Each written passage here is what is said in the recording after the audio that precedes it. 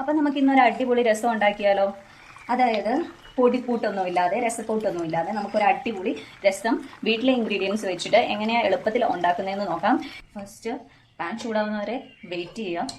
അതിലേക്ക് ചൂടായി കഴിയുമ്പോൾ 2 ടേബിൾ സ്പൂൺ എണ്ണ ഒഴിച്ചു കൊടുക്കുക. ഒരുപാട് എണ്ണ വേണ്ട. എണ്ണ നന്നായി ചൂടായി വരുമ്പോൾ ഇതിലേക്ക് 1 ടീസ്പൂൺ കടുക് ഇട്ട് കൊടുക്കാം. അപ്പോൾ കടുക് പൊട്ടുന്നുണ്ട്. ഇതിലേക്ക് 1/4 കപ്പ് ഒരു ഇച്ചിരി ഉള്ളി അല്ലെങ്കിൽ സവാള ഇട്ട് കൊടുക്കാം. ചെറുതായി കളർ മാറി തുടങ്ങുമ്പോഴത്തേക്ക് ഇതിലേക്ക് ഒരു 9 അല്ലെങ്കിൽ 10 വെളുത്തുള്ളി ഇതാക്കിയത് ചതച്ചത് ഇട്ട് കൊടുത്ത് ഇളക്കി കൊടുക്കാം.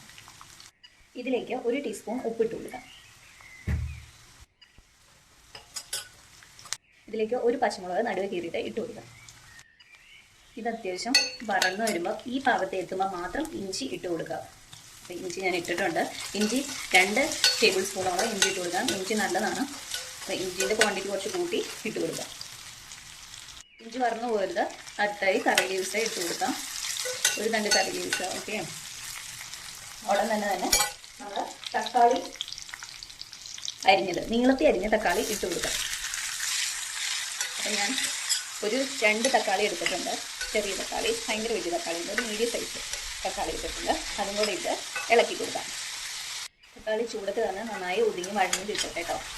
തക്കാളി ഇളക്കുമ്പോൾ ജസ്റ്റ് ഇങ്ങനെ പ്രസ് ചെയ്ത് കൊടുക്കുക. അപ്പം അതിൻ്റെ ജ്യൂസ് വിട്ടു പോകും, അതിൻ്റെ ഫ്ലഷ് വിട്ട് കിട്ടും. അപ്പോൾ ഒരു ടേസ്റ്റ് പോലെ ഇതായി കിട്ടും. അതിൻ്റെ ടേസ്റ്റ് നമുക്ക് രസത്തിൽ നല്ലതായി കിട്ടും. കണ്ടില്ലേ?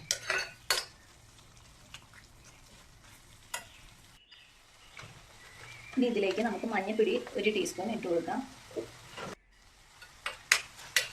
ഇനി ഇതിലേക്ക് പൊടികൾ 1 by 1 ആയി ഇട്ട് കൊടുക്കണം. നമുക്ക് ആദ്യം തന്നെ 1 ടേബിൾ സ്പൂൺ മുളക് പൊടി, 2 ടേബിൾ സ്പൂൺ മല്ലിപ്പൊടി, ഒരു 2 ടീസ്പൂൺ ഉപ്പ് ഇത്ര ഇട്ട് കൊടുത്ത് ഇളക്കി കൊടുക്കാം.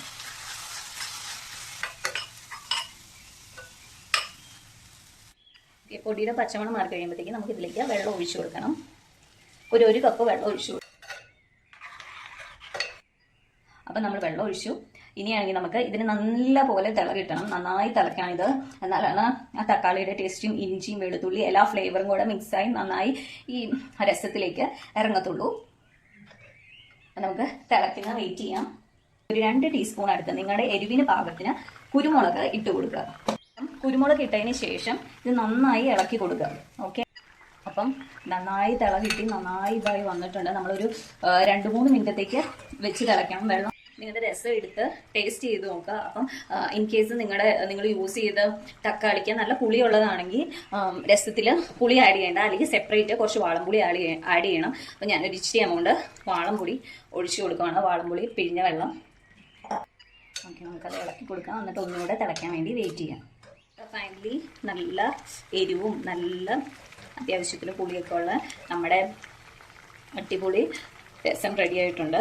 ഇതിൻ്റെ ചോറിൻ്റെ കൂടെയോ അല്ലെങ്കിൽ ചോറ് കഴിഞ്ഞിട്ടോ ഒക്കെ കഴിക്കുന്നതാണ്. രസം പൊതുവെ ദഹനത്തിനും അങ്ങനെയുള്ള വയറ് സംബന്ധമായിട്ടുള്ള അസുഖങ്ങൾക്കും എല്ലാം നല്ലതാണ്. അപ്പം താങ്ക് യു ഫോർ വാച്ചിങ്.